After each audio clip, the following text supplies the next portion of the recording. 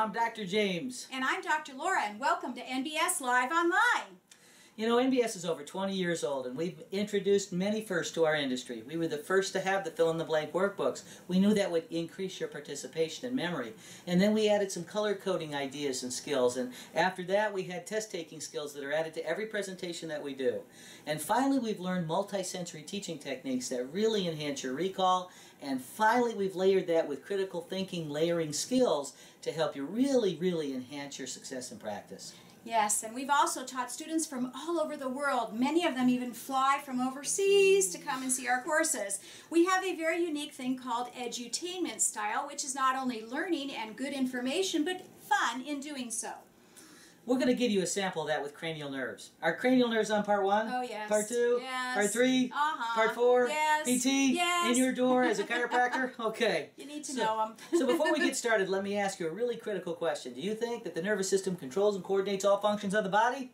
Of course you do. Yes, good. So if we're going to help your brain out, if you listen, you have one pathway to information in your brain. But if you write something down while you're listening, you have two pathways to that information in your brain.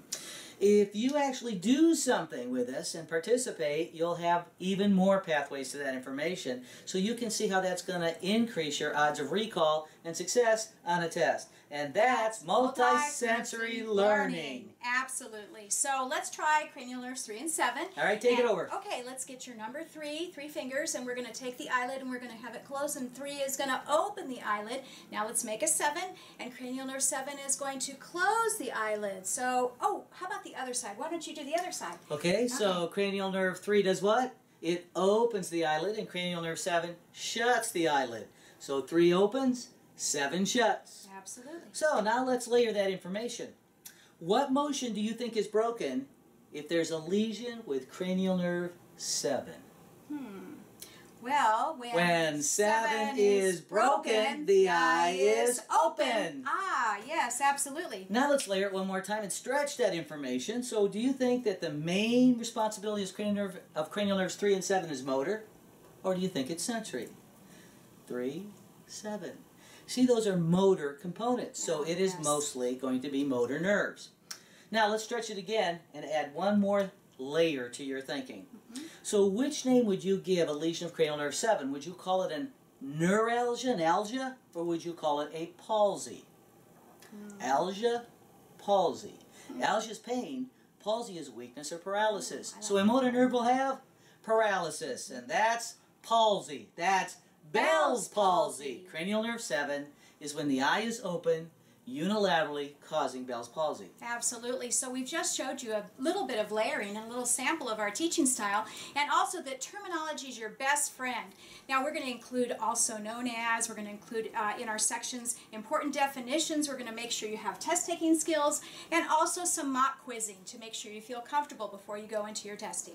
We're all going to need cranial nerves in practice, so we carefully select things that we know you're going to utilize and are on all sets of boards. So NBS has already prioritized and selected information to make you successful on your test and recall for your entire practice career. Absolutely. So, Dr. Laura, what do we have available for them? Well, coming up in July, Part 1, and all the sections of Part 1 will be available.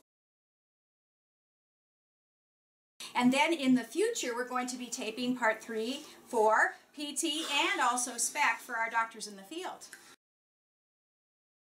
Well, let's see if you remember anything about cranial nerves. What cranial nerve opens the eyelid? 3. See, it's easy. With your brains and our teaching techniques, we're bound to be winners together. Yes, great recall.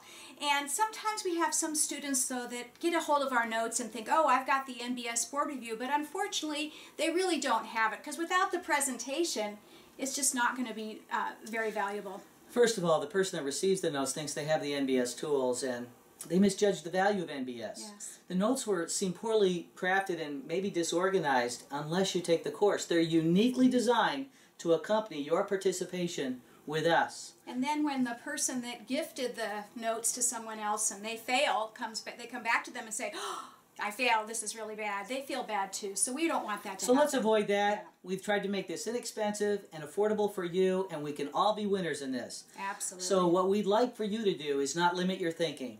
A brilliant person would never consider doing that. You know, we have a saying about The mind, yes. The mind, we do, don't we? Yes, we do. The mind's like a parachute. It's best when it stays open. Oh, we look forward to serving you for your upcoming boards. Good luck.